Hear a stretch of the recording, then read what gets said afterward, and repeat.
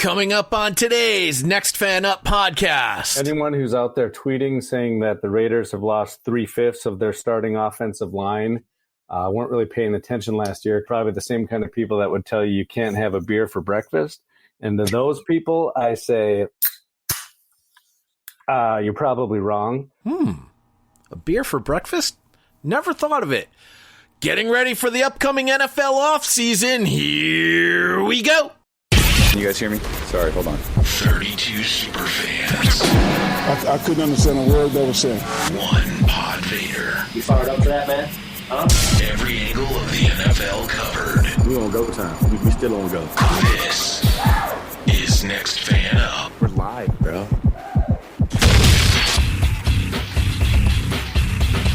Hello and welcome to a very busy edition of the Next Fan Up podcast. Hey, everybody, it is PodVader here.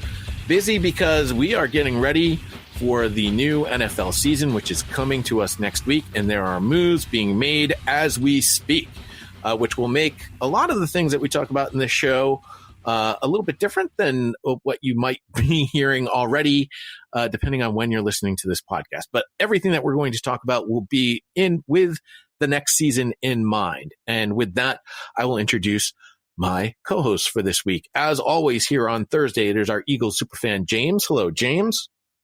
Hey, Pod. It's not off season. It's just the time of the year when the games aren't being played. Well said. Well said. And joining us on this fine Thursday, replacing the Scottish man, will be our Saints superfan, Chris. Hello, Chris. Hello, Pod. And for the record, nobody replaces the Scottish man. Some of us here just try to help out. I'm sure he's out fishing for salmon or something like that. Who knows what he's doing? He's not going to the cinema. That we know for sure. If this is the first time you've listened to the podcast, welcome.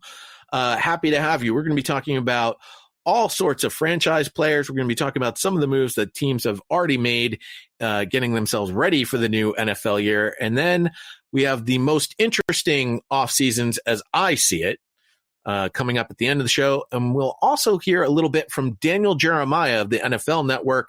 He did a conference call with reporters from across the nation. It was a 2-hour long conference call. You're not going to hear 2 hours, but I have picked out 16 very interesting minutes that I think everybody will be interested in hearing from Daniel Jeremiah. So you have that coming up in the podcast as well. nextfanup@gmail.com is the way to get in touch with us. If you have any questions, comments that you want us to talk about, hey, we are the voice of the fan, so we would definitely want to hear your opinions. No opinion is wrong, and everybody's got one. So send us those emails, nextfanup@gmail.com. You can also reach us on Twitter @NFU Podcast. Facebook.com/NFU Podcast is a great way to continue the conversation as well. With that, let's jump into the news of the week. Things happen in the NFL. That's why there's This Week in the NFL. Yesterday, today. The biggest story of the week is probably the Dak Prescott signing with the Cowboys. We'll talk about that in just a minute, but a couple of things league-wide that occurred that affects everyone. The franchise players were named, and here they are. The Panthers franchised offensive lineman Taylor Moton. The Bears franchised wide receiver Allen Robinson. Interestingly enough, Dak Prescott was franchised by the Dallas Cowboys. We'll have more on that Dak signing here in just a little bit. The Broncos franchised safety Justin Simmons. Jacksonville franchised Jaguars offensive lineman Cam Robinson. The Saints franchised safety Marcus Williams. We'll talk to Chris a little bit more about the Saints here in just a little bit. I will say, give you a little tease here, Chris is very excited that Williams has been kept on, at least for the time being. The Giants have franchised defensive tackle Leonard Williams. The Jets franchised Marcus May. James, I'm super disappointed about this one, as you know, but you did call it. There was no way the Jets were going to let Marcus May walk away, and certainly not walk away to the Patriots to not at all for two games a year. Just the wrong green jersey. Right. The Buccaneers franchised wide receiver Chris Godwin, which makes the wide receiver free agency class a little more interesting with Allen Robinson and Chris Godwin off the market. And the Washington football team franchised offensive lineman Brandon Scherf. There were compensatory draft picks that were awarded to 17 teams. Those were announced on Wednesday, 37 total. The Patriots, of course, got the first compensatory pick, as the biggest free agent of them all was lost last season in Tom Brady, who, if you haven't heard, is the GOAT and won another Super Bowl. All right. Speaking of quarterbacks, Dak Prescott has become one of the more interesting quarterbacks, if only because of the amount that he is now going to get paid. It is a 4-year, $160 million deal, which includes a record $126 million guarantee. The first 3 years will average $42 million per year, and he's going to make $75 million in the first year alone. We're going to drop the music here to talk about the impact of this contract for the Cowboys and the rest of the league. We were hoping to have our Dallas correspondent, Kevin, give us a breakdown on the re-signing of Dak Prescott, but unfortunately, the dentist, I guess, took out his vocal cords while he was working on his teeth. So Kevin unavailable to speak with us at the present time. I mean, we've talked about this before. It's very similar to the Joe Flacco situation with Baltimore. What were the Cowboys supposed to do? I mean, other than give up their entire draft to go get Deshaun Watson, I don't know if the Cowboys really had any other choice than to pay Dak Prescott. I've heard plenty of other places say Dak Prescott is worth this amount of money. I personally think Dak Prescott has been overpaid. I'm pretty sure everybody that's on this podcast is going to agree that Dak Prescott has been overpaid in this regard. But really, I don't think the Cowboys had much of a choice. They were damned if they did, and they were damned if they didn't. Yeah, I don't think he was overpaid. Let's put it this way. He held out for what he thought he was worth. If you want to say the organization overpaid him, sure. But he got what he wanted to be comfortable long-term, which is 4 years, 160. The breakdown probably makes no sense to me. But it's a piece that they desperately need, because in the 5 games he played, he had as many passing yards as the rest of the quarterbacks on staff did in the remaining 11 games. So that should tell you something right there as far as his significance to this team, especially this offense. He is desperately needed. They struggled mightily without him. Between the 3 people who filled in, Andy Dalton didn't do anything to instill confidence, so he won't be back in any way, shape, or form with the squad, even as a backup. But last year pretty much, I think, was Jerry Jones's worst nightmare, because it actually did show he had to re-sign him. The only problem is they should have done this a year or 2 earlier, and maybe could have saved them $20, maybe $30 million. That's the problem. The problem is Jerry Jones. He couldn't have botched this more. He did it too late. He showed everybody that Dallas needs him back. The fan base finally started to turn on him. You know, watching, it was a horrific injury. And knowing that Dak didn't get his contract before that injury, Dallas fans started to turn on Jones. And now you're negotiating with those things against you, and that agent knows exactly how much this new TV deal is going to get the NFL. Jones was screwed. You're absolutely right. This should have been done last year, and he would have saved at least $30 to $40 million. I think all of the people that are here on the podcast have an interesting perspective on this and how this contract affects us. Chris, we're going to talk about your quarterback situation in just a little bit, but Prescott sets the bar as to what a starting quarterback now is going to get, an average of $40 million a year. And one of the things about the Patriots that came out going into this offseason is that they were unwilling to pay a quarterback $25 million a year. And I think that concept now has to be reset as to what you're going to be willing to pay a quarterback, because clearly 25 is cheap compared to 40. And that brings me to you, James, where your team had to trade away Carson Wentz because of his salary cap implications, but ultimately the Colts are only paying him $25 million a year, which, like I just said, is cheap in comparison to what Dak Prescott just got. Yeah, and actually the market was set by one Patrick Mahomes with his 50 a year average. But I mean, look, the situation with Wentz, it had to be done, and it wasn't just for cap reasons. It was just in-house, that whole turmoil. So there's another aspect to that.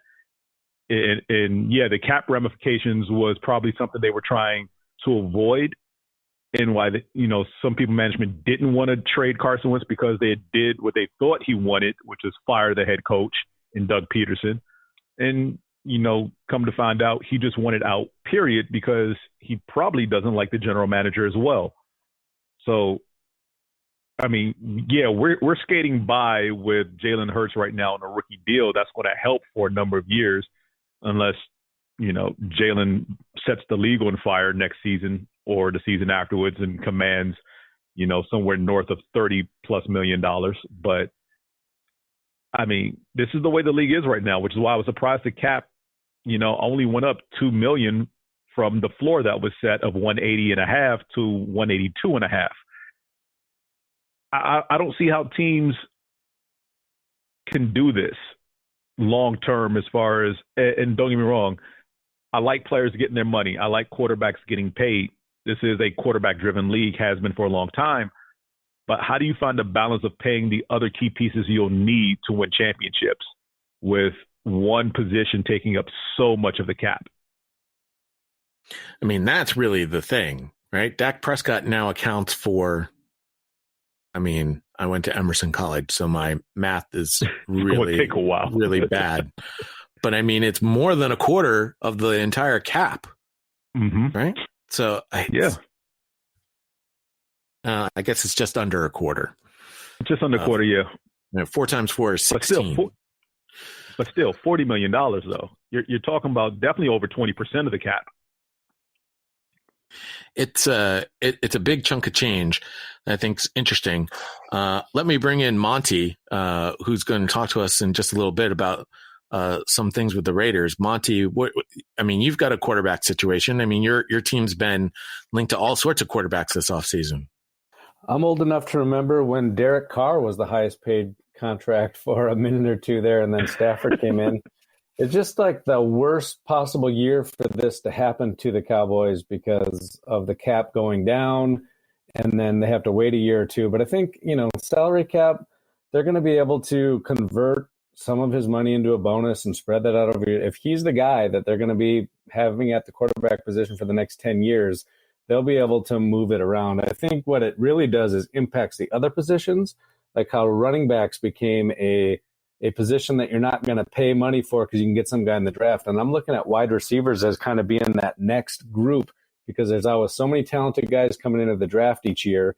A lot of guys are in free agency this year. I'm just curious to see if, those Julio Jones type contracts are going to be going the same way that the running back contracts went too. So I don't know. Good for Dak Prescott, man.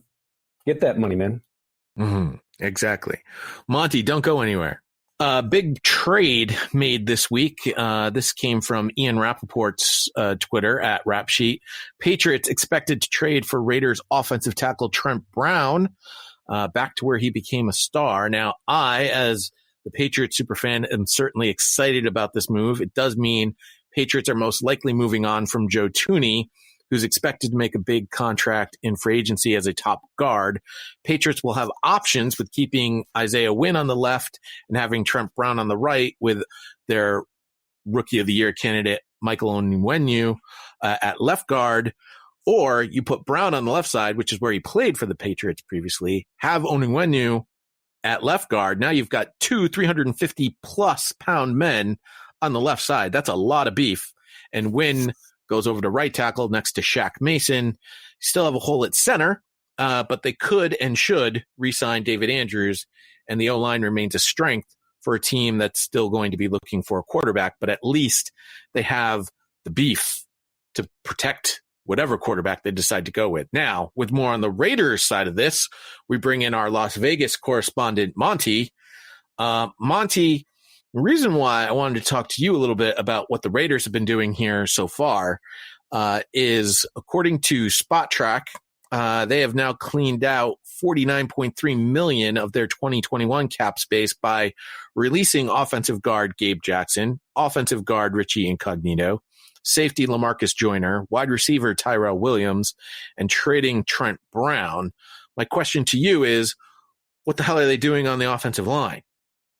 Well, sir, I would say that anyone who's out there tweeting saying that the Raiders have lost 3/5 of their starting offensive line weren't really paying attention last year, because none of those three guys played together last year. And they're probably the same kind of people that would tell you can't have a beer for breakfast.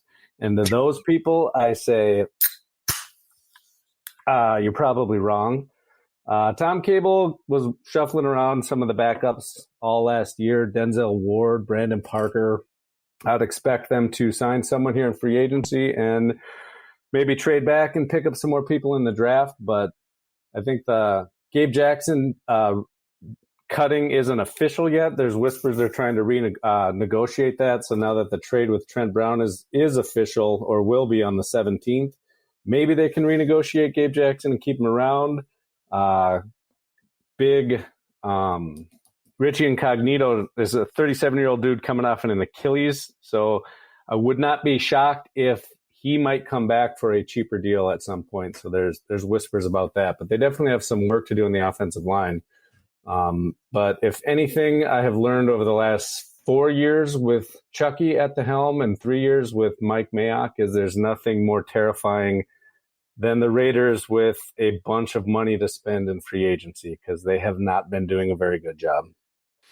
A bunch of money is relative, and it is a fluid situation as of the recording of this podcast. According to overthecap.com, they have the Raiders at 17.9, which is currently right smack dab in the middle of the league in regards to the amount of money available on the salary cap.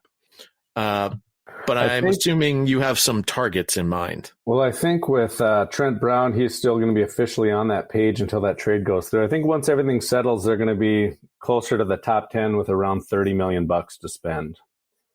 Okay. So I don't know. We'll see. I mean, I know that your all-pro guard is out there. I'm sure he's going to command a top dollar. So I don't know if they're looking to upgrade at that position or they've got some people in the draft that they're targeting. But I saw Howie Long's kid came out of retirement. I mean, just for a little legacy love, let's bring Howie Long's kid into silver and black. I think that'd be kind of fun. Monty, I was just about to ask you about that. Yeah, why not? Bring him out there. I'm actually in the minority here among Raiders fans from what I can tell. I liked Trent Brown. I thought he was a good player when he played.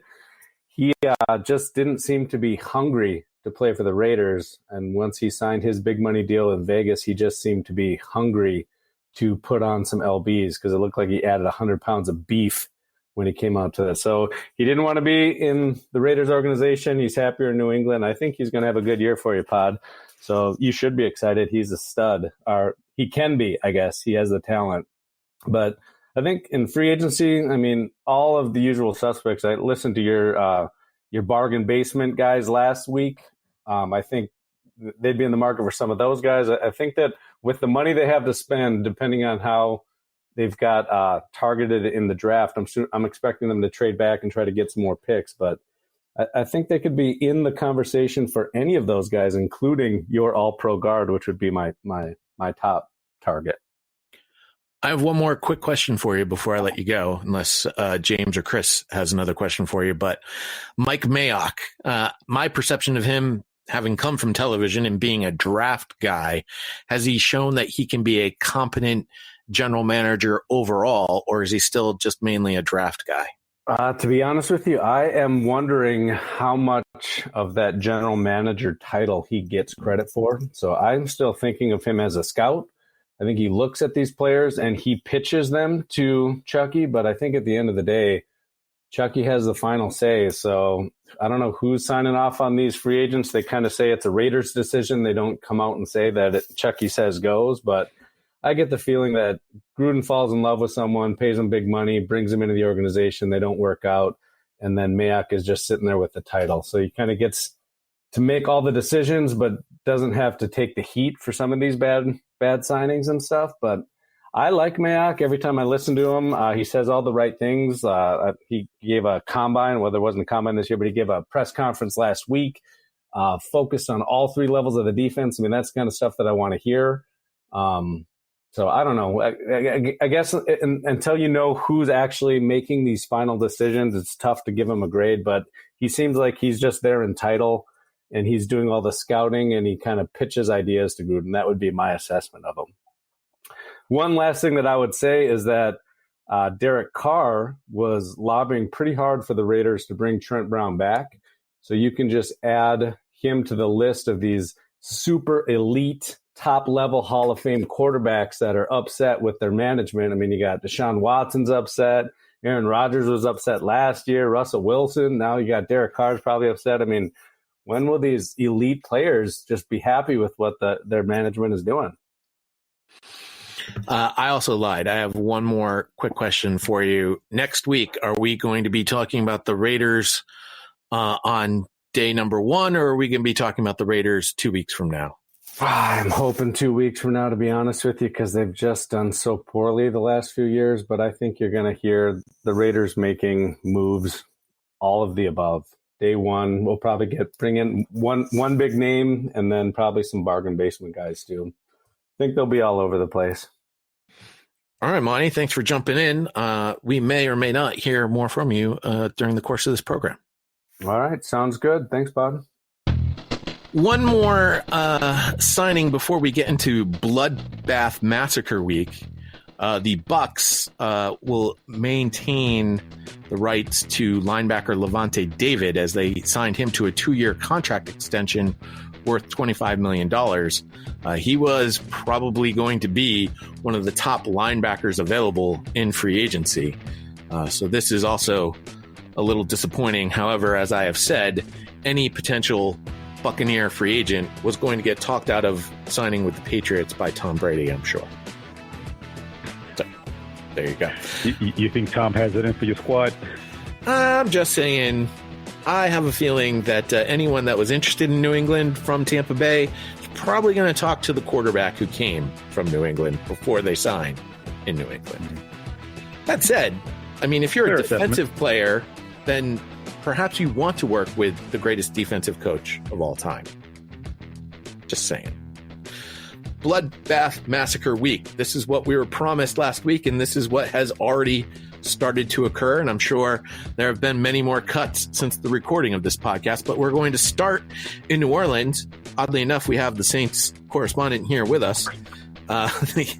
New Orleans has begun their cuts based on the final salary cap of 182.5, which was an 8% drop from last year. They were fairly well over the cap. Now, they've already made some moves, and I've been using overthecap.com to sort of monitor where they're at. Currently, according to overthecap.com and the time of this recording, they are $25 million over the cap, and Chris is going to tell us why they're probably not that bad off. But here are some of the releases that have been made. Wide receiver Emmanuel Sanders, which Chief superfan Nick has already said, well, hello there. I've got a jersey waiting for you, Mr. Sanders. They also plan to cut Quan Alexander. They'll be releasing veteran cornerback Janoris Jenkins, and that move will save the Saints $7 million against the cap. And now we do bring in Chris to explain why that $25 million isn't as bad as it sounds. Well, I mean, just really, there's a lot of moves the Saints can still make as in regards of restructuring contracts and re-signing. Players like Michael Thomas, I was just reading it, can save the Saints about $9 million by himself. You have Ryan Ramczyk is on his 5th-year deal at $10 million. Marshawn Lattimore is at his 10-year deal. And then Marcus Williams, which you alluded to earlier with the franchise tag. You know, all three of those guys you can be looking at as a restructure as well.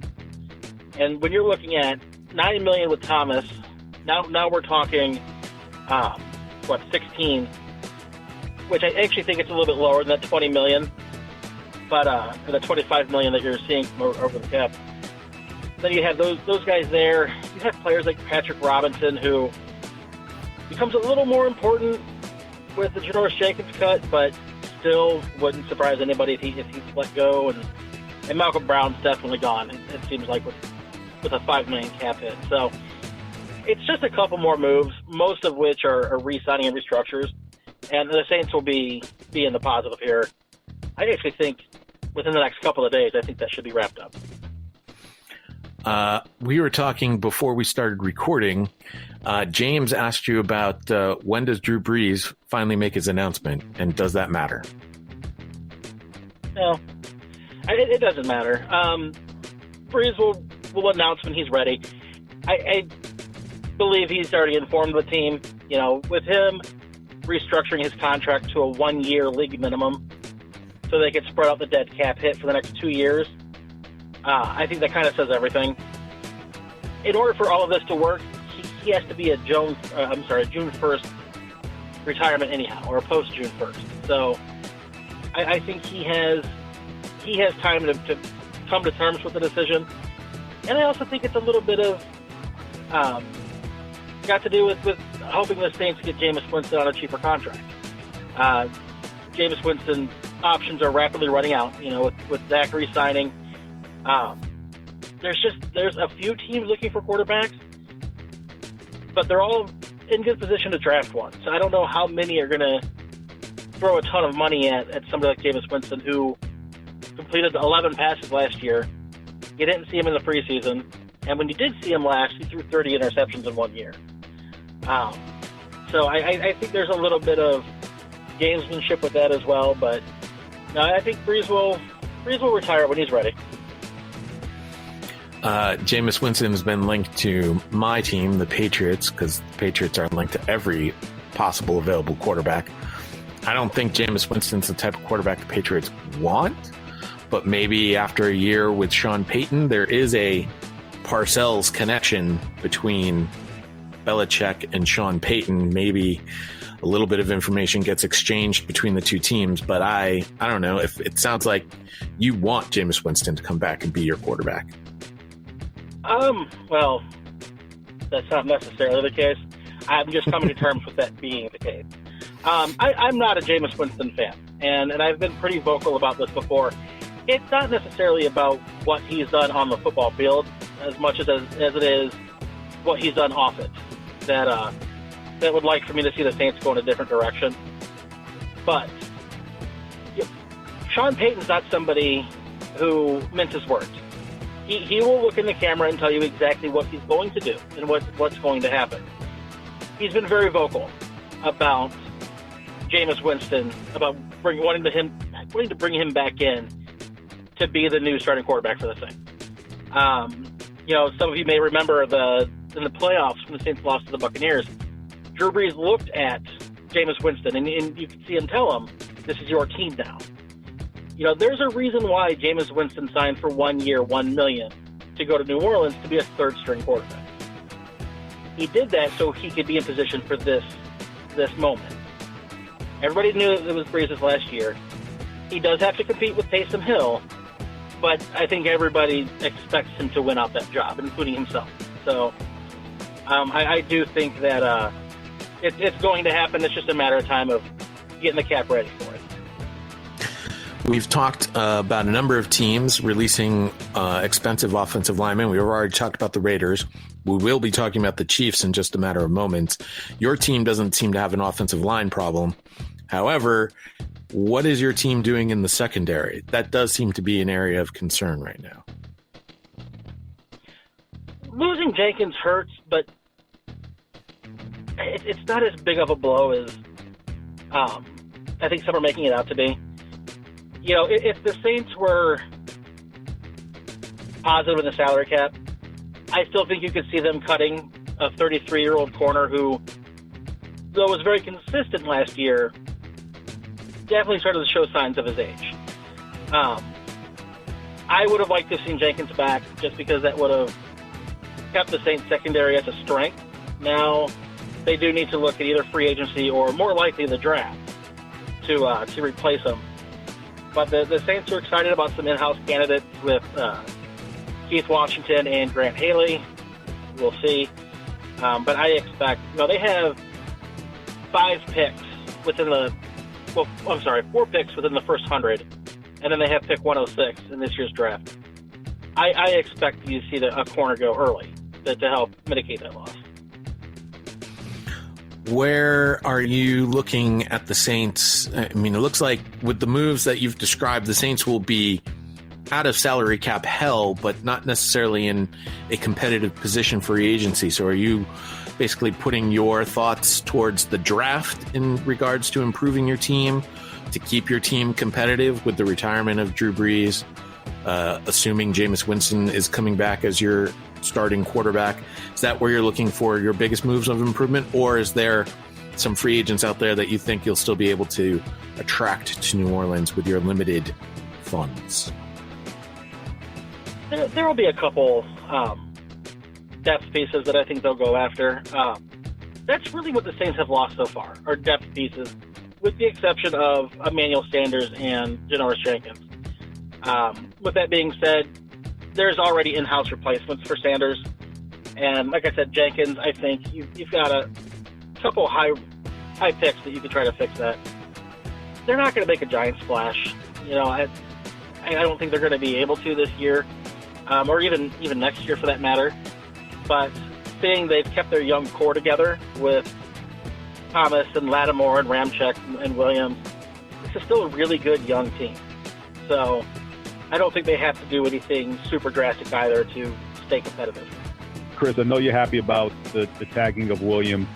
I think Mike and what Pod touched on about the secondary pretty much looks like it's being, I won't say gutted, but it seems to be the target for some of the releases thus far. You bring up the draft and free agency. I want to talk about those safeties in particular, Williams and Jenkins. As well as the Saints defense played last year, there were quite a few big plays given up over the middle, and with Williams coming back and Jenkins getting long in the tooth, is there anybody in the draft or in free agency that you would like to see brought in to kind of help at that safety spot? Because Jenkins' age is starting to catch up with him. He seems to be the in-the-box safety and, tight end coverage guy for your secondary, but he oftentimes looks either a half step too slow or just not able to make the play. Well, I think that was early on. The Saints went more on really the second half of the season to more of a cover one, which gave Jenkins the ability to just play over the tight end and to play in the box. A lot of your big plays over the middle came from Lattimore, and P.J. Williams, they switched from corner to safety, so they could have more of a second deep safety into your cover twos. That's a lot more of an issue with Lattimore. And really, the secondary is intact, with the exception of Janoris Jenkins. Everybody else will be back. P.J. Williams will probably be back, from what it sounds like. We'll see. But those big plays, Lattimore is an issue. And I think that's one of the reasons why you haven't seen him be re-signed already. Lattimore plays down to his competition. And I know one of the games, for example, those big plays over the middle was against the Packers, where Alan Lazard just destroyed them. That's going to be an ongoing issue, because that's who Marshawn Lattimore is. If he doesn't feel you're up to his standard, he just doesn't care, which is unfortunate and why I'd like to see him go. But no, I mean, for the most part, I think the Saints are fine. As far as the draft goes, I like Caden Stearns a lot, who's somebody I think you could get mid to late third round. I think he's a good complement to Marcus Williams. Another rangy safety to where if they wanted to run more cover two, they could, or more of a quarters defense. But bringing back Marcus Williams was huge. Bringing back Marcus Williams solidifies that back end. I don't think they really have to look at safety in the draft. And someone good has to fall for it to happen. Okay. All right, let's jump back into some of the cuts. Ian Rappaport reported the Titans secondary getting cleaned out as safety Kenny Vaccaro and cornerback Malcolm Butler both are expected to be released. The Bills released wide receiver John Brown and defensive lineman Quentin Jefferson. Buffalo Rob, our Bills correspondent, replies, no surprises here. Gabe Davis is the better wide receiver at this point. Even when JB played, he lost his speed. Those two moves saved the Bills another 13 plus, and he's still expecting more cuts to come. John Clayton at John Clayton NFL on Twitter. The Seahawks will be scrambling to see if they can get Carlos Dunlap back on their roster after releasing him today due to the high salary cap hit. And John is on the radio at 710 ESPN in Seattle and explains how they can make that happen. The Vikings released veteran offensive tackle Riley Reif, which saved about $11 million in salary cap space for them.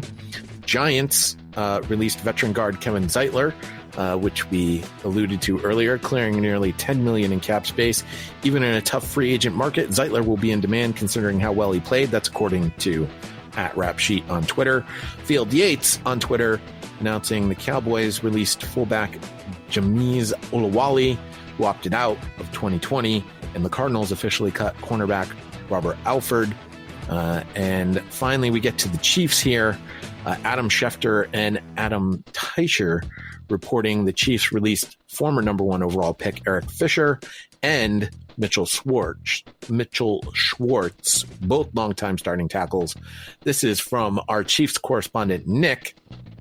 These two moves clear $18 million off the cap, give the Chiefs the opportunity to totally rebuild their line. I'm surprised, not shocked. Both Fisher and Schwartz presented a bit of a conundrum. Both were coming off major injuries and were major question marks going into 2021. Fisher with an Achilles torn in the AFC Championship game. Schwartz with a back that kept him out of action most of the year, and that was just surgically repaired, but he was on the edge of retirement anyway. Both were in the last year of their expensive deals, and Fisher's in particular, I think, Veach was never very happy with, as it was kind of the last act of Dorsey to make himself look good by locking up his first overall pick with a top 5 tackle salary, even though he wasn't a top 5 tackle. In other words, Chiefs couldn't rely on either to play much or, if much, to play up to form in 2021. Both were expensive under a salary crunch, and the team probably didn't really feel good about easing the financial pain by extending either of them. I kind of expected them to tear off the Band-Aid with one, but not both, as they've both been long-time, well-liked vets. Help is on the way with third-round tackle Lucas Niang that opted out last year, but I'd fully expect them to free up some more cash from some restructures to sign one biggish-name veteran and re-sign guard tackle Mike Remmers, while still drafting at least one more O-lineman high. Turning Mahomes' salary to a bonus nets the team $17 million in space, while Honey Badger's cap hit is $19 million, and he's in the last year with both sides wanting an extension. So the Chiefs, again, according to overthecap.com, right now are currently $4.4 million over the cap. Sounds like they got some wiggle room, but it does also sound like they have an O-line to rebuild. I like how, and we're going to cut the music here and just talk a little bit about O-line. I know, Chris, you're good on talking O-line. It's not as easy as we as super fans like to make it sound. It's not like, oh, I'll just take this guy, and now I've got an O-line. It takes a little while for them to get some continuity together. Absolutely, it does. And speaking from experience, looking at what the Eagles went through last season when we had basically our star guard go down with an Achilles in the offseason, thinking we're just going to plug in the backup and we're going to be okay. And then just to have injury upon injury till basically when the season ended, the only day one starter still in the lineup was our all-pro center, Kelsey, and everyone else was a backup. So it's definitely not something that's just plug and play. Continuity speaks volumes. Chris, how about you? What do you think about the O-line status right now as we head into free agency? Well, I think one of the big things we're going to see, we're in a fun position being on this show because we have so many representatives of different fans. And one of the consensus throughout the entire season was offensive line play was down throughout the entire league. everybody had a complaint with their offensive line. Now you have all of these players going into free agency. I think you're going to see players get overpaid. I think you're going to see a lot of money thrown out to Kevin Zeitlers of the world. Not that he's a bad player at all, but your aging offensive linemen are going to be able to cash in, and there's going to be a huge run in the draft. Now there's up to 7 left tackles that have first-round grades this year. It's an incredible year to need to draft offensive line. But you're going to have to pay for it. You're going to have to maybe overdraft somebody, or you're going to have to overpay somebody, because there's a lot of bad offensive lines last year. Yeah, I know every year when we go into the super mock draft, it's like, what's your number one need? And it's at least 3/4 of the league. It's like offensive line is the number one need.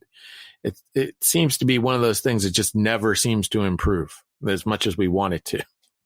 And it always seems when we get to this point in free agency, every fan is like, oh, well, we'll just get this superstar. We'll just get this guy. This guy just got cut. We can bring him in on this team. And again, a good offensive line is one that's had about a year together. And once that offensive line has got that 1 year under its belt, and then they're 2, 3, 4 years down the line, then they get tabbed as like the best offensive line in the league. And by the way, I'm just as much at fault. If you heard me break down the Trent Brown trade, I'm all excited about a new old piece coming in with some younger pieces that are mixed in to some of the older pieces. And it doesn't necessarily work that way. So, and a lot comes down to a good offensive line coach. And I don't know if Monty is still here with us, but Monty's moniker here on this call is Tom Cable's guy. And Tom Cable being one of the best offensive line coaches in the league. Where is Tom Cable these days, Monty? Do you know? Tom Cable's in Las Vegas right now, working with the Raiders. And last year, when all the injuries started stacking up, every time I was looking ahead for this show to see how the Raiders were going to match up that week, I was cringing because there always seemed to be missing 1 or 2 or 3 of their starting offensive linemen. And Tom Cable is working some magic, getting the young guys to play and moving them from one position to the next. I mean, I agree 100% with what you guys are saying. Continuity is a big deal. And if you've got an offensive line coach that can get your players to work together as a single unit, I mean, you got an advantage in this league. We talked about last year being an anomaly. There was no preseason last year. So a lot of offensive lines basically spent the first 4 to 6 weeks of the season finding their rhythm together. They didn't really start rounding into form until the middle of the season. You get a preseason, even if it's just total game and a half of the 4 that they play together, you know, they come out opening day looking like a very cohesive unit. So that's something to keep an eye on as well this year to see if we actually do get a preseason. Well, and that'll be interesting because I think as of right now, it looks like the NFL is operating like they did last season with no indications as to whether there'll be any sort of mini camps before a potential preseason. And I believe we're getting the 17th game this year, if I'm not mistaken. We are getting the 17th game, yes. And that means we're getting one less preseason game. So if there is a preseason, there's only 3 games now, not 4. Mm-hmm. Chris mentioned the NFL draft. I happen to be sent, the beauty of Next Fan Up is that we are sent NFL press releases, and they sent one out about a 2-hour press conference call that Daniel Jeremiah, the NFL Network's draft expert, did with press from across the country. And I will admit I did not listen to all 2 hours of this conference call. However, they were kind enough to send a transcript, and I was able to pick out some of the best questions and answers I feel like we as fans should be aware of going into this draft. And some of the questions that Daniel Jeremiah is going to be answering, such as talking about how teams are going to be scouting these players, especially ones that may have opted out. What group of players are going to be most hurt by COVID and the restrictions that the NFL has put on with the lack of some of these all-star games that have occurred, and questions like this. There are questions about the process teams are going through right now as they are evaluating all the talent, and specifically a question about Urban Meyer and if his staff might have an advantage having come from the college ranks going into this season. So we're going to hear from Daniel Jeremiah from his conference call right now. I'm wondering with the opt-outs and, the traditional combine getting scrapped and the data is just coming in, trickling in on these guys from pro days.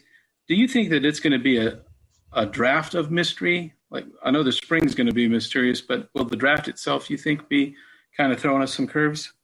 I think so. I think and we saw a little bit of this last year where it was difficult to predict because, look, groupthink is a real thing. And when you get scouts that pal around together, we'd go to the same schools and you'd be at the same places watching the same players. Everybody ends up talking and you end up kind of getting some consensus on some players. And that also takes place when coaches and personnel guys get together at the combine and they get together at the All-Star games. And we had the Senior Bowl, but there was no East-West game. There's no combine. So there's just been less gathering. And so I think in some ways it's better because you get individual evaluations, but I can't remember, more variance just talking to buddies around the league about specific players where, the orders are so wildly different. And that's to me, that's what makes it fun. And I think a lot of teams that I've talked to have really tried to shrink their draft board more so than years past. New England was famous for that, where they, most teams would have 150 players on their draft board. New England would have 80, 75, 80 guys. Like, these are the guys that fit us. And we, maybe we pick them a little early, but we know them and we're comfortable with those guys. More teams, I think, this year are doing that. And there's going to be some teams that are aggressive and gamble on guys they don't have as much information on and swing for the fences.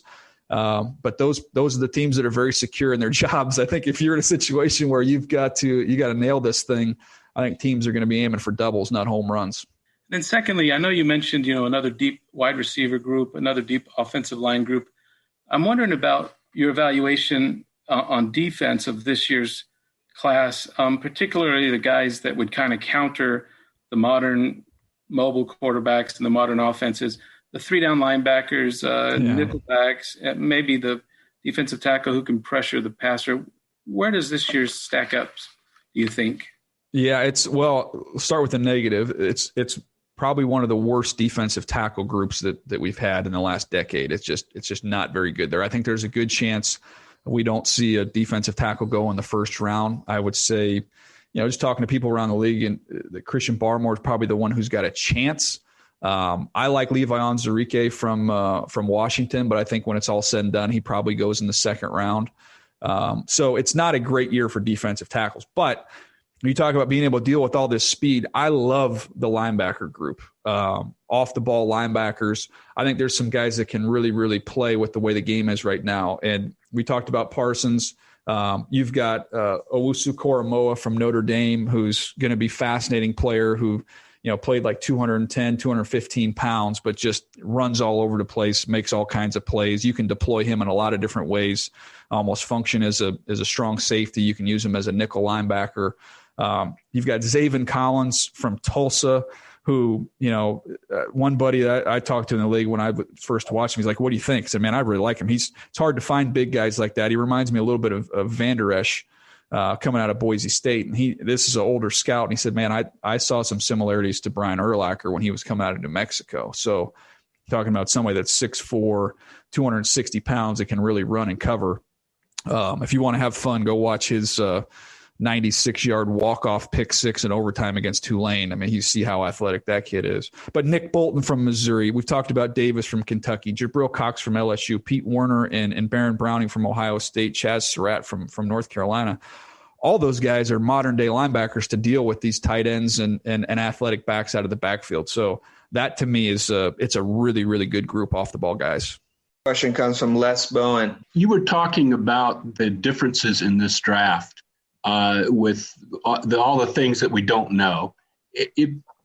looking at all that stuff, the lack of medicals, the lack of measurements that you can trust, some guys didn't play, you weren't able to nose around on campuses and find out stuff about players the way you normally would. What's the biggest thing in talking to scouts and personnel people this year? What's the biggest obstacle to being able to evaluate as well as you would normally?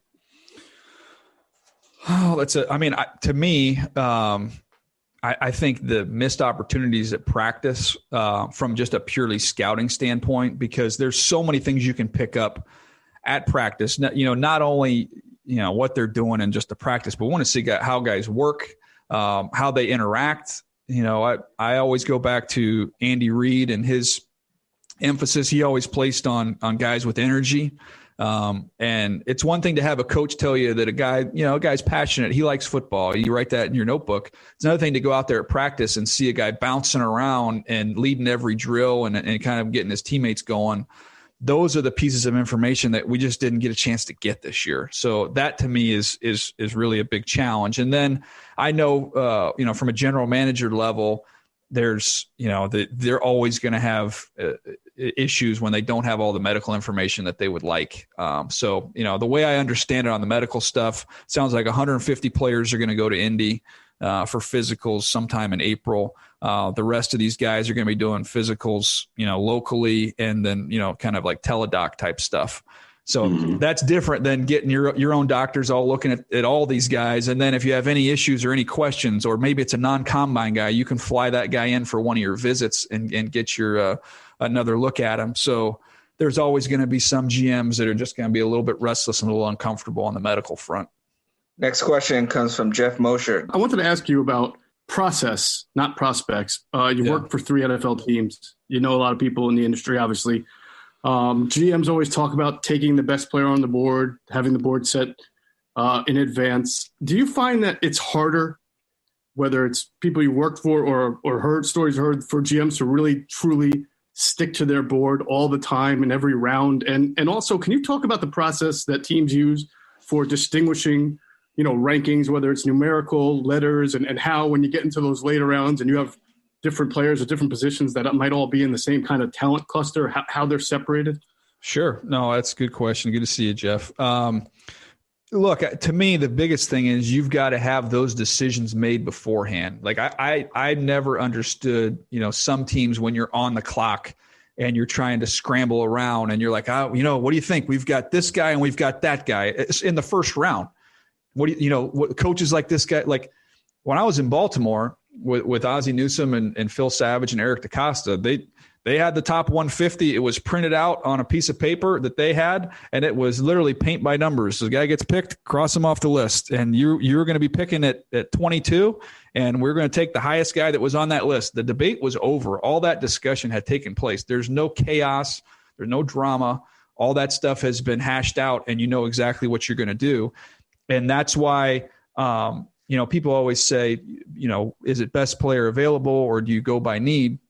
It's a little bit of a mixture. And I'll just say that because you have your draft board that goes, horizontally, where you have all the positions listed. Well, I might have, the grading scale we had. So say I have a 6-7 grade on Waddle from Alabama, the receiver.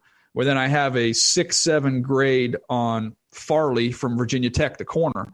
So at that point in time, you know what? We need a corner more than we need a receiver. We've got the same grade on the guy, so we're going to slot the corner above the receiver. So that's how you kind of break some ties there, maybe more need-based. When you get yourself in trouble is when you have a linebacker that you've got, a high grade on, a 6-7, and you say, but we needed we needed a receiver, we needed a tackle who's at a 6-3 level. Like don't leapfrog guys over their talent level. That's when you get in trouble. Real quick though, why do you think some GMs, and we hear stories about it all the time, why do you think they have difficulty doing just what you said about sticking to that board and taking the best player available there? Well, I think sometimes you can get you can have some blinders on a little bit and get a little bit narrowly focused and short term and think, gosh, we've got a game in a few months and I don't know who's going to be our left guard. And this guy's right here. This guy fills that immediate problem right now. So then I don't have to worry about that anymore. Well, in fact, you've got other rounds in this draft. You've got other options, through other avenues to try and get players, and you're never going to be able to fill every single spot. So the last thing you want to do is make concessions and sacrifice great players for good players. And then you end up with a team with no difference makers. So that is kind of the challenge, but I give teams, credit that don't fall into that trap. I go back to the Baltimore time when I was there, and Terrell Suggs was the rookie of the year, didn't start a game. We had really good edge rushers, and he came in on third down. They draft Todd Heap when they already had Sharp. It's just, you draft Jamal Lewis when you already had Priest Holmes. I mean, on and on and on. You go through a million of those examples. Take the best player. Eventually, it all sorts itself out. But at the end of the day, you don't want to have left a bunch of great players out there for the rest of the league, so you could get somebody that could start at left guard. Next question comes from E.J. Smith with the Philadelphia Inquirer. Hey, Daniel, you mentioned earlier how important GPS tracking is this season just because, there's less testing available. Have you seen teams that were maybe slow to come around to it in the past using it more? And also, what's it been like using that more this year? Yeah, I wish I had access to all of it. I can tell you that much. It would make my job a heck of a lot easier. Teams, not every team has all the information. Some teams have it for some conferences and not others. Some teams don't have hardly any of it. Some teams have everything. So it's kind of like shrouded in mystery a little bit in terms of how they're able to access it. But it's incredibly valuable, and to the point where if you're talking about players and I will have a conversation and say, well, I like this guy, but I'll be curious to see what he runs. And you get back, well, I don't care what he runs. I know he's in the 90th percentile of all running backs based off of his top 5 GPS numbers from the fall. And it's like, well, geez, that's a nice piece of information. That would really be helpful. And I don't know that everybody has all of it. So I think teams are at different levels with it. I know one thing, if I was running a team, I'd move heaven and earth to try and make sure I had access to all of that information. Because I don't think there's anything more valuable than knowing in-game pads on, legit numbers that you can quantify. And as we go forward, and I've said this before, once we get to the point where we have 5 to 10 years worth of data that we can use for context, I think it becomes even more important. So it's definitely here right now. We're behind soccer, definitely behind European soccer. But the NFL is trying to catch up as fast as possible. Next question comes from John Shipley. With Urban Meyer in Jacksonville, he's assembled a front office and coaching staff that has a lot of people who was, recently in the college ranks. How much do you think that can help with the evaluation process, considering how different this year is? Yeah, look, everybody always goes back to Jimmy Johnson and the success that he had in those drafts with the Dallas Cowboys, because he knew those kids, having recruited them and having coached a bunch of them and coached against a bunch of them. It was a big value there. So I think that he's definitely going to know the kids for sure. And I think that can be a help for that whole coaching staff. I would say the only thing that can you just got to caution against is maybe what you remember, not allowing what you remember of a 17-year-old junior in high school to cloud what you saw of a 22-year-old junior in college. So that's where you just got to be careful that you don't stay attached to what you saw of a kid. We see it all the time in free agency, where teams will stay attached to their draft grades, and you're like, man, you just paid this guy a lot of money, as you know what, and you had big grades on him come out of college, but he hadn't been that player in the NFL. You overpaid him. So that to me is the only challenge, is just not to be married to some preconceived thoughts you might have had on these guys as younger kids. Next one comes from Adam Kilgore with the Washington Post. You've talked a few times about this sort of irregularities of the last year and how it's affected certain kids or prospects. What's the kind of class of player, who's going to be hurt most by the process, from the fall to now? Just what type of kid do you just feel kind of bad for right now?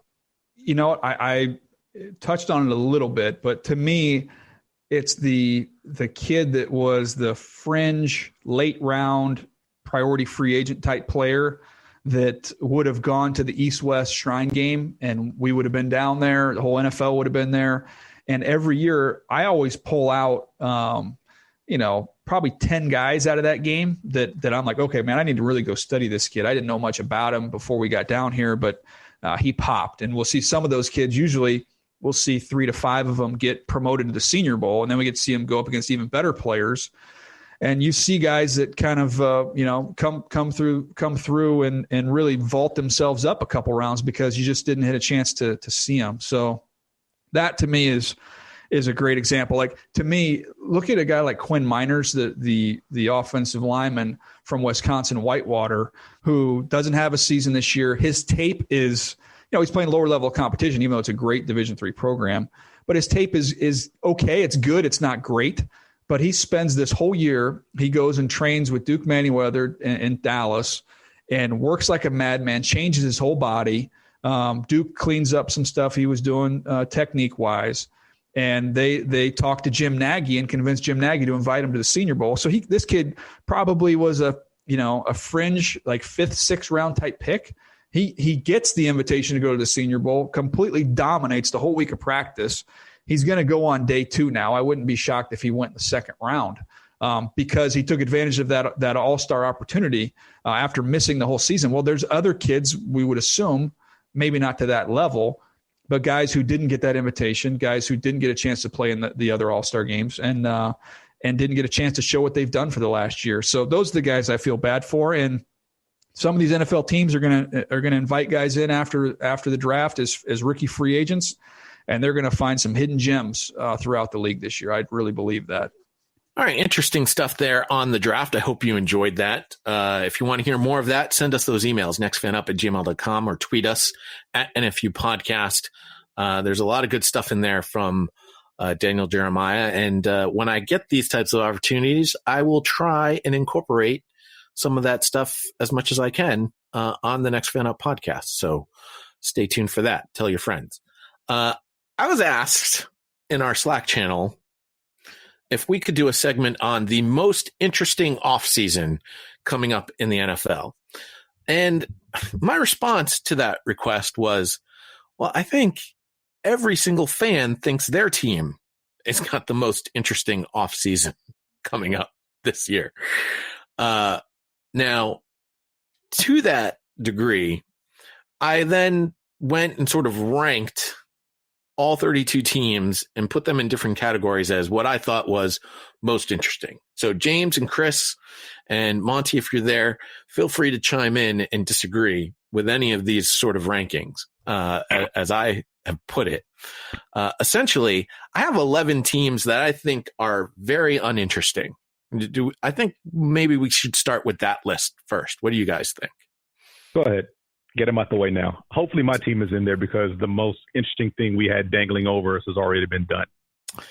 So these are the teams that I really think are uninteresting. The Vikings, Giants, and Packers, they are all, as of the recording of this podcast, currently over the cap, but not by much. A very, very insignificant amount of money over the cap. The Lions and Cowboys, who, as of this recording, have little to no money to spend in free agency. And then the Titans, Cardinals, Raiders, and Ravens, I have a sort of not really all that interesting. Yeah. Cardinals were getting a little bit of press when they brought in J.J. Watt. I mean, it's going to be kind of interesting to see how that team puts it together with their makeshift Houston, Texas regime, right? I mean, they'll be all right. I think the Titans releasing those cornerbacks is going to be interesting to see if they can keep their defense up. And then I guess I would have agreed with the Raiders up until they started cutting and trading their disgruntled offensive linemen. But yeah, I think it's fair, I guess. I think the only thing with the Titans is what they do as far as D-line, considering the Jadeveon Clowney signing last year blew up in their face. Well, unless they cut Jadeveon Clowney, they're stuck with him. That was a one-year deal. I think he's a free agent. Yeah, it was 1 year. He's a free agent. Yeah. Oh, yeah. Well, okay. I was almost going to say interesting, but since I don't find the Titans interesting, I will not say that. I guess you mean Patriots West too? Well, I have the Lions. They have no money to currently spend. So how interesting can their offseason be with no money? Galladay. I guess it'll just be Jared Goff and how he adapts with his life in the Motor City. But yeah, that's fair. I guess I didn't look at their cap situation. Now, teams that have a decent amount of cap space that I think are still going to suck and thus make them ultimately uninteresting are the Cincinnati Bengals and the Denver Broncos. Yeah. If Neil were here, he would make a comment that you can add the Raiders to that list because now they've got money and they'll probably still suck. Thinking about that is true. I'm actually pretty interested in really in both of them because I think I don't know how sold I am Drew Lock's going to be the quarterback next year. So I could see Denver being one of those teams that trades a ton of draft stock to go up and draft a quarterback. And the Bengals, for the first time since Carson Palmer, have a really good quarterback. I think they are finally starting to see something they could sell. I could see them spending money this year. And if you get an offensive line, the Bengals could actually be pretty good. So I think they're both kind of sneaky players to do something big this year. My only problem with your comment there on the Bengals is going back to the comment you said before about teams overpaying for some of these good to mediocre offensive linemen. The Bengals, I would put squarely in that box, but I would also say the Bengals don't spend. They tend to like to have a lot of cap space. They do, but Cincinnati's treating this year differently. I mean, they're getting a lot of press releases about new uniforms, They never spent money on any of this stuff, but they're really trying to sell Joe Burrow. I think they're starting to see dollar signs with him. So I think you might see an exception. Now I don't think they're going to pay someone like Trent Williams millions of dollars, but draft one early and then maybe bring back Kevin Zeitler by overpaying him or your guy from New England, Thudi. That would fix a lot of their problems. And I think you could see something like that happening. I have these four teams as I would guess you would claim would be the most interesting because I've termed them as sleeper teams. Do you guys buy into any of the rumors that the Broncos might move on from Von Miller? That would clear up about $22 million. Well, I guess with the cap, that'd clear up about $18 million for them to make some moves. There's just some rumblings out there that the Broncos are thinking about that direction, which I think is fascinating. Well, I mean, if they move off of Von Miller, it would only be fascinating in that how are they going to compete in that division? Exactly. Well, I don't know if they're going to be much competing in that division until Patrick Mahomes. They don't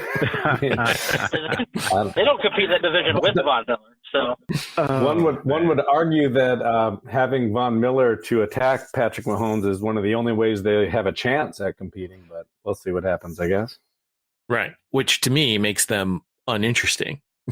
So if they can't compete with him, and now they're making themselves worse without him, that makes them even less interesting. I don't know. These are my sleeper teams. So you could argue that these would be the teams I see as the most interesting. And that's the Chargers, Browns, Dolphins, and 49ers. All of these teams have about 24 million or just a bit more in cap space. And all I think could make one or two signings to just really put them in a competitive spot. Now, you could also argue Chargers with a new coach, with a new regime, may take time to develop, but they really made strides with their rookie quarterback last year. Yeah, and I could see that being, seeing what they do in the offseason to try to add to the spark that was provided last season with their quarterback, as far as how they take the next step forward to be competitive on a more week in and week out basis. Hopefully not so many one-score losses. I would actually flip from them to the Browns to see if they can do it again and in just making the playoffs, regardless of record. I just want to see if they can establish consistency, make themselves one of those teams that you expect to see in the playoffs year in and year out, whether they win a division or they're a wild card. I don't want them to be this one-hit wonder. But, again, this is a team that pretty much once things starts going well, they buy into their own hype and they lay an egg.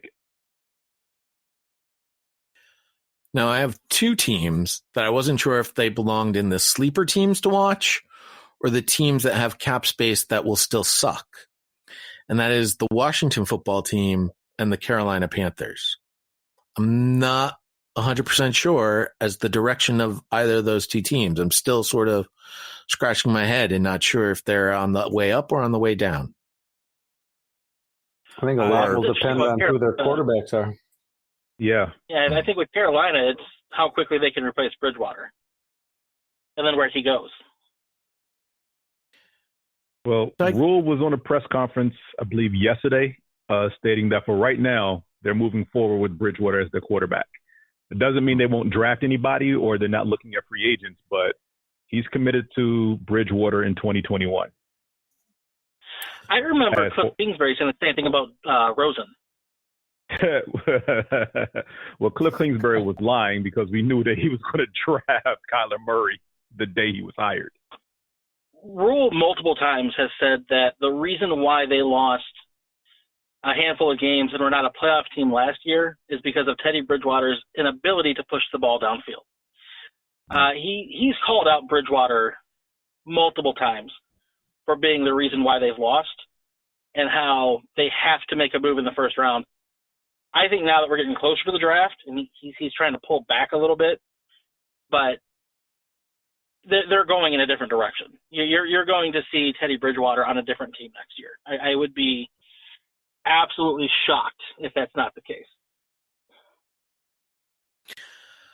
So these three teams have the most cap space, and thus I would say are the most interesting off seasons coming up. And that is the Jacksonville Jaguars, the New York Jets, and the New England Patriots. The Jaguars have well over 70 million in cap space. The Jets and the Patriots are over 68 million in cap space. Obviously the Patriots need a quarterback. The Jaguars are going to get one in the draft, and the Jets are at a question mark with their quarterback situation. I mean, with that much money, James brought up an article written by Dan Graziano on ESPN.com, and he's got the Patriots taking three of the top free agents in Kenny Golladay, Jonnu Smith, and why is the other one escaping me right now? Yannick Ngakoue. Yes, because I haven't even thought of Yannick Ngakoue as a New England Patriot, but I love the idea. My problem with the article is, and it's Mike Reese who even puts it in there, and Mike Reese is one of the more respected beat writers of the New England Patriots, one of the more connected guys too, is the amount of money he has the Patriots giving those three guys. It's not the Patriot way. It's just not what they do. Now, it doesn't mean that they can't, and doesn't mean that they don't. They did sign Stephon Gilmore back in the day to a nice big contract, which was very un-Patriot-like.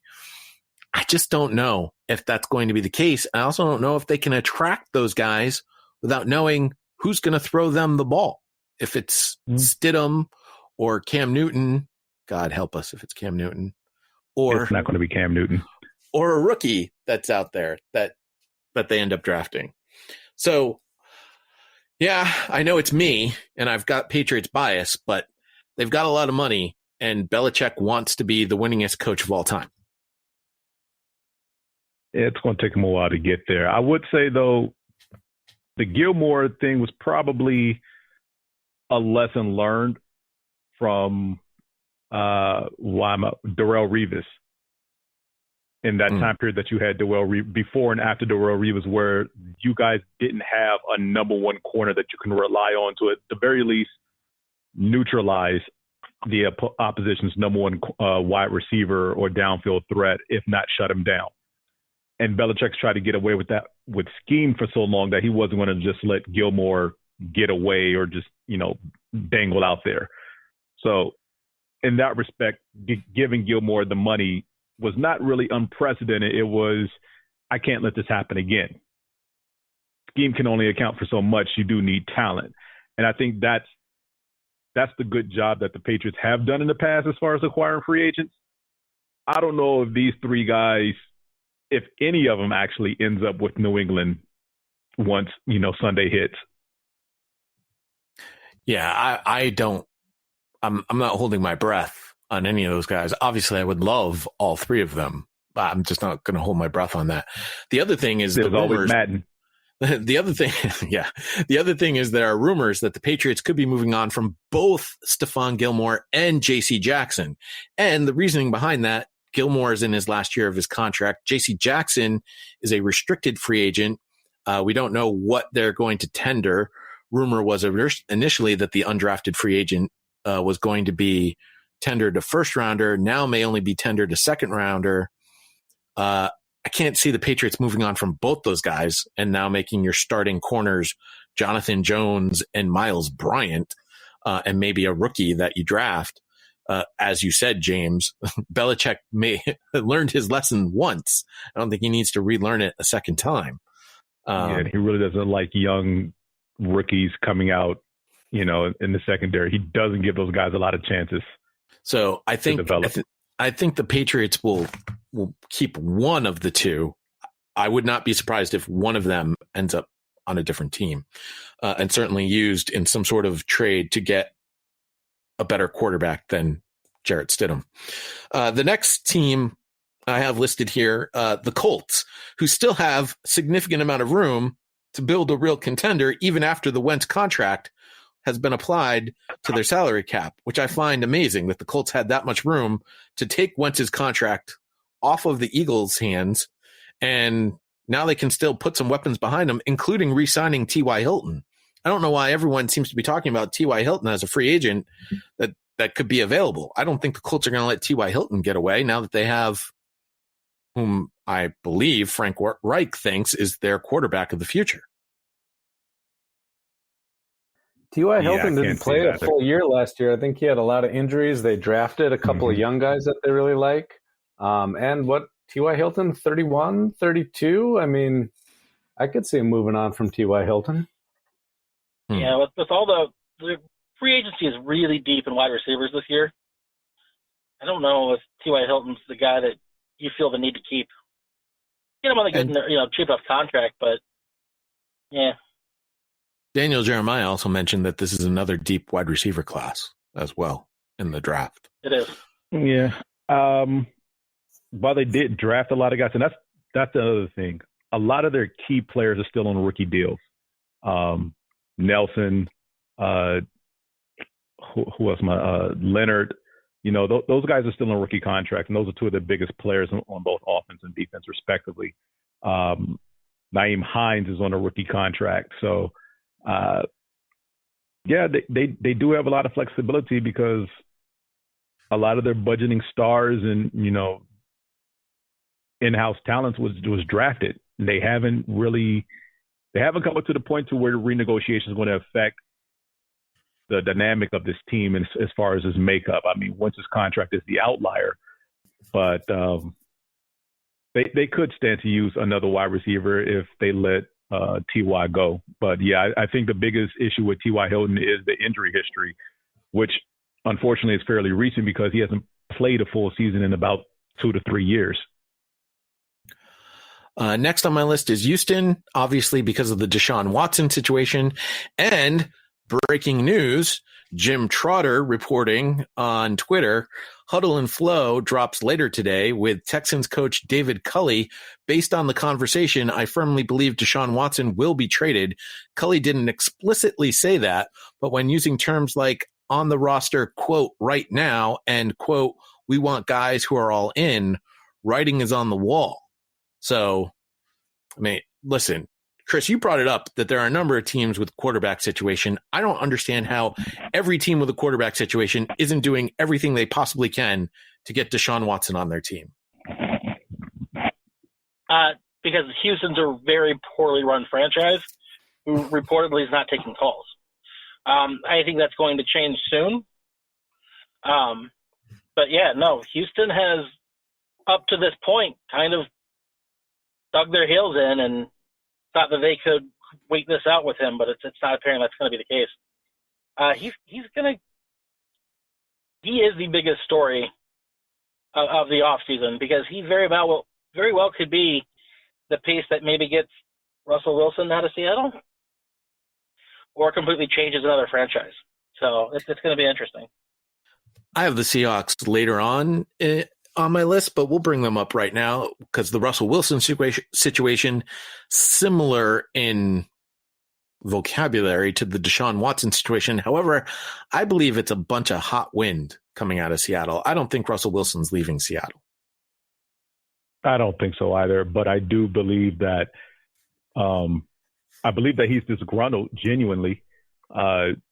If anyone's been watching Seahawks football the last 3 years, you're probably wondering who those 5 jabronis are in front of him that supposedly wear Seahawks uniforms and do something called blocking, which they fail to do week in and week out because Russell Wilson's been one of the most hit quarterbacks during his tenure in the NFL, if not the most. And it has nothing to do with his scrambling ability in or out the pocket. That's a necessity to try to keep a play alive because the 5 people who are supposed to block are very inept at doing it. And look, we knew this was going to happen when he got his extension after winning a Super Bowl and then going to another one, that part of this team was going to have to suffer and a lot of the talent that helped him get to those 2 Super Bowls was going to be gone by the time he started making the money on that contract. And here we are.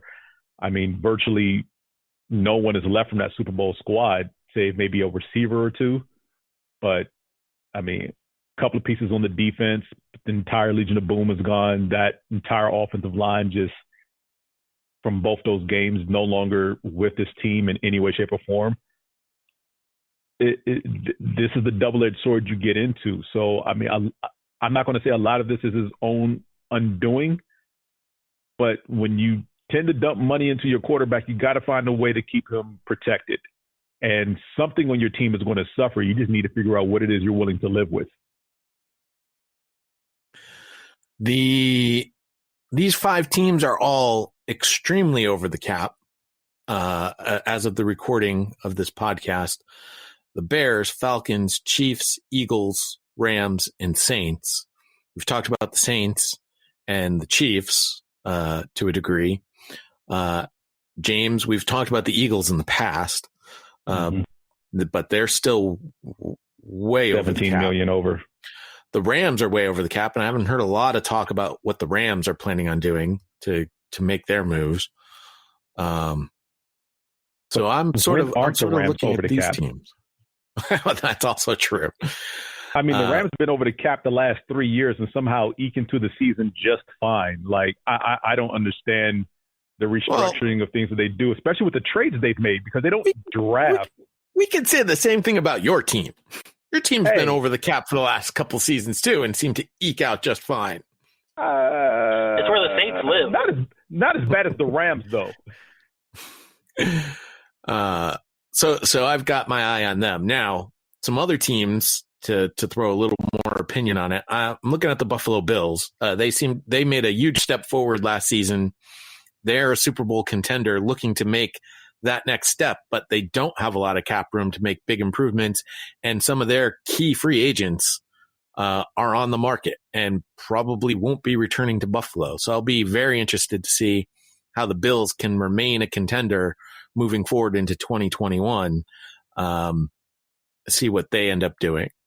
The Steelers I've put on my list more so as a conversation point with Ben Roethlisberger, because while he did restructure his contract, it sapped up a lot of what they were able to do. Bud Dupree being a key free agent who's now on the market and wasn't franchised by the Steelers. Should they have moved on from Ben Roethlisberger this season? Should they have gone a different route this year rather than waiting it out? Yes. If anything is evident by the other 2 quarterbacks from his draft class who have retired in each of the last 2 seasons, their final seasons were duds. I mean, yeah, the Colts made the playoffs, but I wouldn't put much of that success on them getting to the playoffs on Phillip Rivers. the team around him was pretty much well built, still is. A lot of those pieces are returning, like we already discussed. So, I mean, I expect them to go back to the playoffs. But with the Steelers, I think they're somewhat in the same situation. They have a lot of talent, and I think Ben is holding them up. Now, that's a multi-layered answer that I'm not going to get into, but I do think he's the one piece that probably should go. Unfortunately, they don't have anything behind him right now at quarterback, and they desperately need someone who's competent enough to still run that offense. But I don't see them making the playoffs if he's the starter going into 2021, because they definitely won't win their division. I mean, it's always tricky when you have a guy who's obviously been with the organization for a long period of time. But could this have been a situation where Pittsburgh talks to Roethlisberger and says, we need to move on, and we're going to trade you to Houston along with some of our draft capital because we've got a team that's ready to win a Super Bowl, and you're the guy that's holding us up. I mean, I don't think you can have that conversation with Ben Roethlisberger, but maybe that's what the Steelers should have been considering instead of being loyal to their guy. They got to have a plan in place. You can't just, pull the ripcord and get rid of a terrible human being if you don't have somebody in the wings or at least a plan. I don't think they have that high of a draft pick. It's not like them to trade up and get one of the young quarterbacks, and unless they're willing to make a move for, a Deshaun Watson type, I mean, you got to have somebody to play. Otherwise, you're not going anywhere. The Patriots showed us that if you lose a quarterback, you fall off a cliff pretty quickly. Yeah, I think, and to go off your analogy there, Big Ben is kind of amazing at putting people in unfortunate situations, but I don't think even he could force himself onto Houston. That was well done. Nice. That leaves only one team that I have not mentioned. That's the Tampa Bay Buccaneers. You're defending champions. Do they need to make moves to defend the crown, or can they stay pat? Now, they obviously have some free agents that they would need to bring back on. They are currently over the cap, not by much, so they can make some moves. And obviously, restructuring Tom Brady would help them out just a little bit. But Tom Brady, how many years are you going to pay Tom Brady to not play football? I guess is really the real question here. Hopefully, a lot. That's what I'm hoping for. Nice. So yeah, Tampa Bay currently, according to Over the Cap, is $6,199,000 over. Shaq Barrett is one of their key free agents. We mentioned that they did bring back Levante David, so they do keep a key defensive piece on their team. But they still have some other moves, and obviously I have a feeling they're going to want to improve their offensive line. Their offensive line did play pretty well last season, but I'm sure if you're taking sort of that generic look at the team, where do we really need to improve?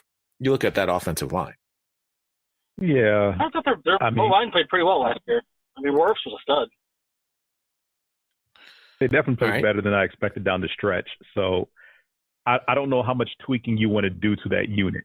The guys they have in the house, even the backups. I mean, that entire unit, all 8 guys, on the roster at the end of last season. I think they're pretty solid in that area. Probably not something you want to mess with right now. Did they have hiccups? Yeah, but like I said, down the stretch, they did a great job of keeping Brady upright for the most part. I would probably be nervous after next season, considering what Chris Godwin's going to get since he's been tagged. And the number will pretty much pay him more than Mike Evans. So that's going to be an interesting dynamic going forward. Going back to what you guys said about offensive linemen, right? I mean, it's not like they're going to be able to get them for cheap. So every team in the league is looking for offensive linemen, and if that's what they're not going to have the cap space to do that unless they're going to pay Brady to not play football 5 years from now. And if it works for them and they get another Super Bowl ring, I don't think they would be complaining. But it's not as easy to find offensive linemen that can play. up to his caliber, right? He's not going to just let him bring in some jabroni. So I don't know. I think they're in good shape with all the talent that they already have, but I don't know if they're going to be able to do too much movement. All right. So what do you guys think? Send us your thoughts. nextfanup@gmail.com. You can tweet us at NFU Podcast.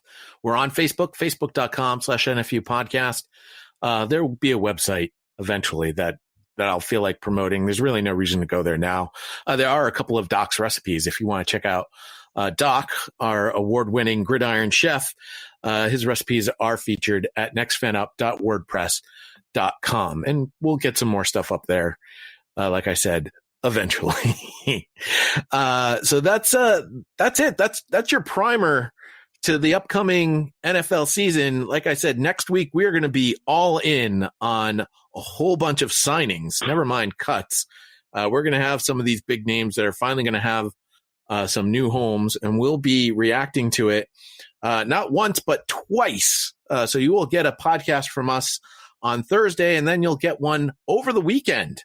As we'll bring in a weekend crew to give you some more voices and more opinions on where some of these big name free agents will be landing. We're going to do that for 2 straight weeks, and then we're going to transform our view and really focus in and hone in on the upcoming NFL draft after that. So over the next 2 weeks, there's going to be a lot of free agent talk, a lot of free agent reaction from us here at Next Fan Up.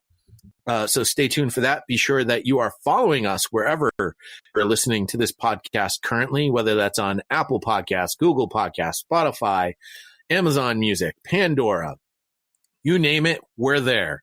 So check us out wherever great podcasts are heard. Tell a friend about us because we're going to be around for quite some time. The Superfan Super Mock Draft. We're probably going to get that thing started here amongst our super fans, and you're not going to want to miss that before the upcoming NFL draft. So a lot of good things coming to you from Next Fan Up. Until next week, here's Kofi Annan. There you have it. Dear friends and colleagues, saying goodbye is never easy. I believe we can all feel proud of what we have done together, and through it all, you have maintained your professionalism and commitment and remain true to the spirit of the Charter. That principle. We go out, we hit people in the mouth.